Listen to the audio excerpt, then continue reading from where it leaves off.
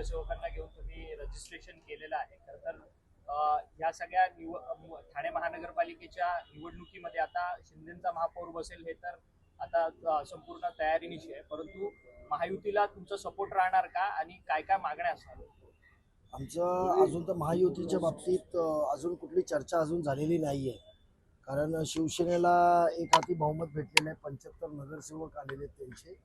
तर अजून त्याच्या बाबतीत कुठलीही चर्चा झालेली नाही. आम्ही विपक्षमध्ये बसण्याची आम्ही तयारी दर्शवलेली आहे आजपर्यंत. आणि आम्ही 9 लोक सर्व नगरसेवक नगरसेविका आज आम्ही आमची गटाची नोंदणी करून आता जस्ट बाहेर पडलो आहे. चर्चा आणि मागणीचं विशेष येत नाही, पण जास्त सदस्य आमचे स्थायी समितीमध्ये विशेष समितीमध्ये कसे जातील त्याची व्यूहरचना करू. परंतु महायुतीमधून तुम्ही 3 पक्ष सत्तेत आहात राज्यामध्ये आणि इतर बाबींमध्ये, तरी देखील ठाण्यामध्ये तुम्ही महायुतीत न जाता विरोधात बसण्याची भूमिका का दाखवता? अजून तशा प्रकारची कुठली चर्चा झालेली नाही आहे.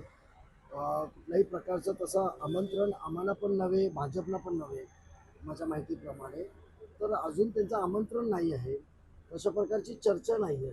तर आम्ही आमची मानसिकता केलेली आहे. असा प्रस्ताव कुठला आला तर नक्की आम्ही त्याच्या बाबतीत विचार करू. दोन्ही पक्ष मिळून विरोधी पक्षनेते दावा करणार का? हो, राष्ट्रवादी विरोधी पक्षनेत्याचा आम्ही नक्की दावा करणार आहोत. आणि महापौरच्या निवडणुकीनंतर जेव्हा पहिली महासभा असेल तेव्हा विरोधी पक्षनेत्याचा निर्णय होतो, तेव्हा नक्की आम्ही विरोधी पक्षनेत्याचा दावा करणार. दोन्ही राष्ट्रवादी एकत्रित येऊन हा दावा करणार आहेत? आम्ही इंडिव्हिज्युअल दावा करणार. परंतु आता तुमचा गटनेता कोण आहे आणि गटस्थापना केली?